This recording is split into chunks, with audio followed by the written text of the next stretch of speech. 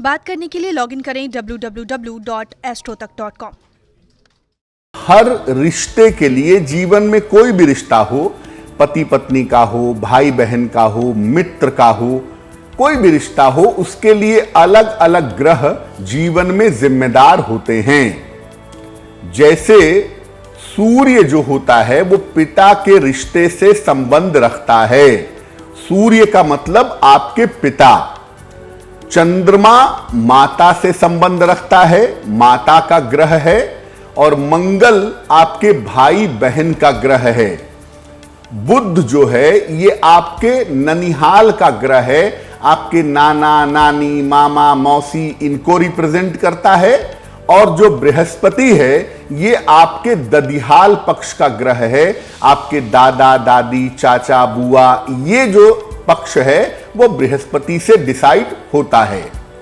इसके अलावा बृहस्पति संतान पक्ष का स्वामी भी है, इसलिए बृहस्पति संतान पक्ष के रिश्तों से भी संबंध रखता है।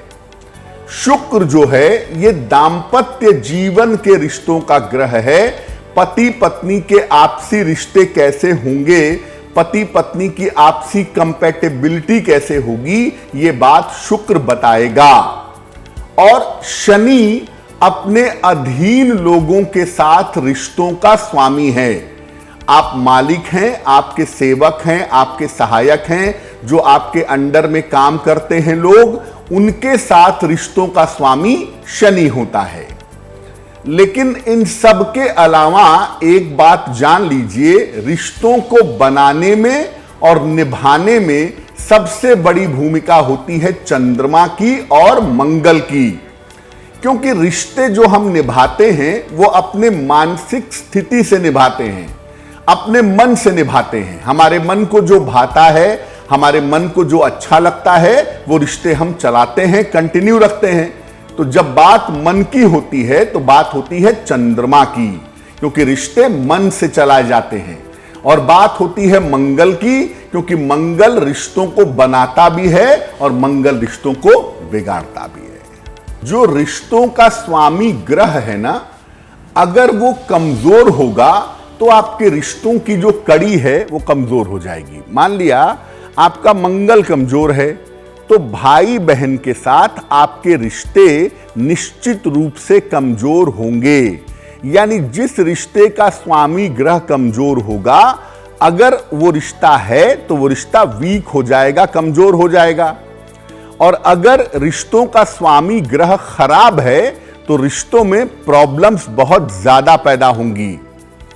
कुंडली में रिश्तों का भाव अगर खराब है, चतुर्थ भाव माता का है, अगर वो भाव खराब होगा तो माता के साथ रिश्ते खराब हो जाएंगे। रिश्तों में राहु का जब प्रभाव होता है तो गलतफहमियां जरूर पैदा होती हैं, क्योंकि राहु का मतलब वो है जो नहीं है और वो दिखता है, इसका मतलब वो राहु है।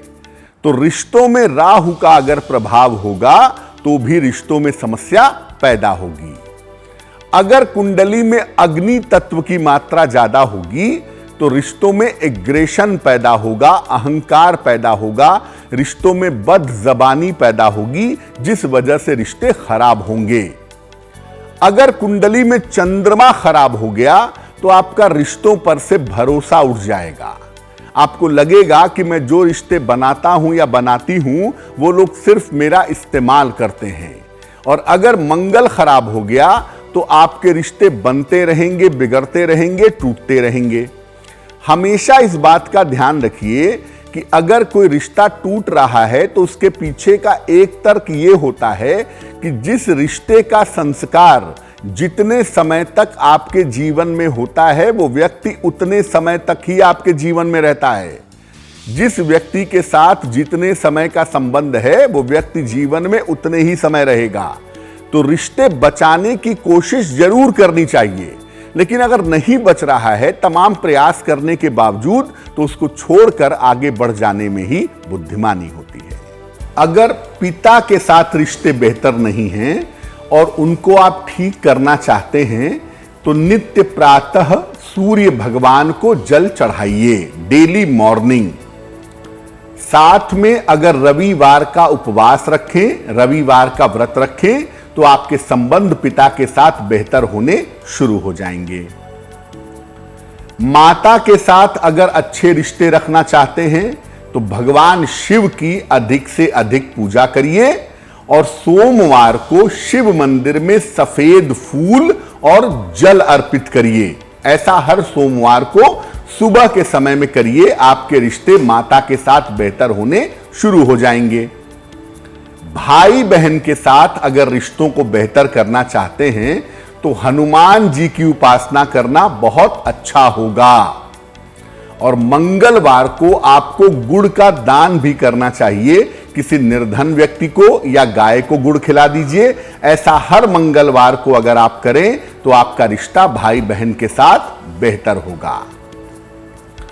अपने ननिहाल के साथ, अपने मामा मामी मौसी नानी नाना के साथ रिश्ते अगर बेहतर करने हैं तो ढेर सारे पौधे लगाइए और बुधवार को गाय को या किसी भी पशु को हरा चारा खिलाइए या हरी पालक खिलाइए। इससे आपके रिश्ते आपके ननिहाल के साथ बेहतर होंगे। ददिहाल या संतान के साथ रिश्तों को बेहतर करना है तो बृहस्पतिवार को भगवान कृष्ण को हल्दी का तिलक लगा करके प्रार्थना करिए। किसी धर्म स्थान में जाइए हर बृहस्पतिवार को और वहां जाकर के प्रार्थना करिए तो ददिहाल के साथ और संतान के साथ आपके रिश्ते बेहतर होंगे। अगर आप अपने वैवाहिक जीवन को बेहतर करना चाहते हैं, दाम्पत्य जीवन के रिश्तों को सुधारना चाहते हैं, तो शुक्रवार को लक्ष्मी जी की पूजा करिए और शुक्रवार को सफेद मिठाई का दान भी करिए। इससे आपके रिश्ते बेहतर होने शुरू हो जाएंगे। एक बात और बता दूं कि रिश्तों की जो सबसे मजबूत कड़ी मानी जाती है वो भगवान शिव का परिवार है, जिसको शिव पंचायतन कहते हैं। भगवान शिव, मां पार्वती, गणेश, कार्तिकेय और नंदी, इन सबके बीच में बहुत विरोधाभास है। बावजूद इसके ये परिवार एक साथ रहता है प्रेम से और चीजों को निभाता है, चलाता है। तो ऐसी स्थिति में अगर आपके घर में शिव परिवार की पूजा होती है, भगवान शिव की नियमित रूप से पूजा की जाती है, तो उससे आपको रिश्तों की समस्या कभी भी परेशान नहीं करेगी। इसलिए अगर आपको हर तरह के रिश्ते को बेहतर करना है तो शिव परिवार की स्थापना अपने घर में कीजिए और नियमित रूप से उनकी पूजा कीजिए। रिश्तों की मुश्किल परेशान नहीं करेगी।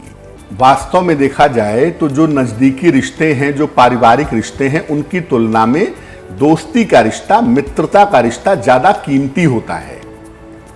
आप देखिए प्राचीन काल से चाहे भगवान कृष्ण सुदामा की बात हो, चाहे दुर्योधन और कर्ण की बात हो, तो मित्रता का रिश्ता बड़ा कीमती है, बड़ा अनमोल भी है। मित्रता के लिए कुंडली का जो 11वां भाव है, 11th हाउस है, और जो तीसरा भाव है, 3rd हाउस है, ये बड़ा इंपॉर्टेंट होता है। 3rd हाउस बताता है कि आपको कैसे मित्र जीवन में मिलने चाहिए और 11th हाउस बताता है कि कैसे मित्र आपको जीवन में मिलेंगे, उनके साथ आपका सपोर्ट कैसा होगा, जुड़ाव कैसा होगा। अब अगर आपकी कुंडली में, जैसा मैं हमेशा से कह रहा हूं कि चंद्रमा अगर आपका अच्छा है तो आप हर व्यक्ति के साथ एडजस्ट कर लेंगे, निभा लेंगे, अच्छा व्यवहार कर लेंगे। तो चंद्रमा अच्छा होने से पॉपुलैरिटी बढ़ती है, दोस्त काफी ज्यादा होते हैं या काफी ज्यादा परिचित होते हैं, काफी आपका सर्कल बड़ा होता है। और अगर चंद्रमा खराब होता है तो बहुत सारे लोग कहते हैं ना कि मेरे दोस्त ही नहीं है, या जीवन में मैं दोस्ती करना चाहता हूं वो टिकती ही नहीं है। ये चंद्रमा वाले पार्ट से प्रॉब्लम पैदा होती है।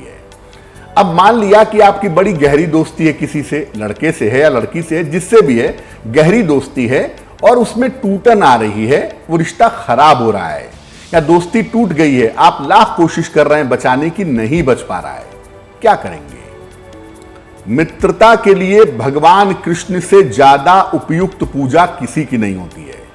तो अगर आपको अपने मित्रता के रिश्ते को बचाना है या अपने दोस्ती को दोबारा से रिवाइव करना है, दोबारा से उसे बेहतर बनाना है, तो भगवान कृष्ण की पूजा करिए। नित्य प्रातः भगवान कृष्ण को पीले फूल चढ़ा करके, चाहे वो वास्तविक फूल हो चाहे वो मानसिक फूल हो, पीले फूल चढ़ा करके भगवान कृष्ण की पूजा आपको करनी चाहिए। और भगवान कृष्ण के सामने उनको पीले फूल अर्पित करने के बाद या तो मधुराष्टक का पाठ करिए एक बार, और या एक मंत्र है क्लीं कृष्ण क्लीं, क्लीं कृष्ण क्लीं, इस मंत्र का जप करिए। निश्चित रूप से आपके टूटे हुए रिश्ते बेहतर होने शुरू होंगे। खासतौर से मित्र के साथ आपके रिलेशंस बेहतर हो जाएंगे। एक बात हमेशा समझिए कि जब भी आपकी साढ़े साती चलेगी या जब भी आपकी ढैया चलती है ना, जो लोग आपके जीवन में सही नहीं होते हैं, समय उनको फिल्टर करके आपके जीवन से दूर हटा देता है। इसलिए अगर आपकी साढ़े साती या ढैया चल रही है तो या तो आप खुद ही ऐसा व्यवहार करेंगे कि रिश्ते अलग हो जाएं, आप दूर हो जाएं, या दूसरा ऐसा व्यवहार करेगा कि जीवन में ऐसे चीजें अपने आप हटती जाएंगी और आप फिल्टर होकर के ऐसे लोगों के साथ रह जाएंगे जो जीवन में आपके लिए जरूरी हैं। तो अगर साढ़े साती या ढैया में आपके रिश्ते हट रहे हैं या कमजोर हो रहे हैं तो आप चिंता मत करिए, वो एक प्रक्रिया है, वो एक प्रोसेस है, और उस प्रोसेस के बाद आपके जीवन में वही बचेंगे जिनका आपके जीवन में कोई स्थान होगा या जिनका आपके जीवन में कोई मूल्य होगा।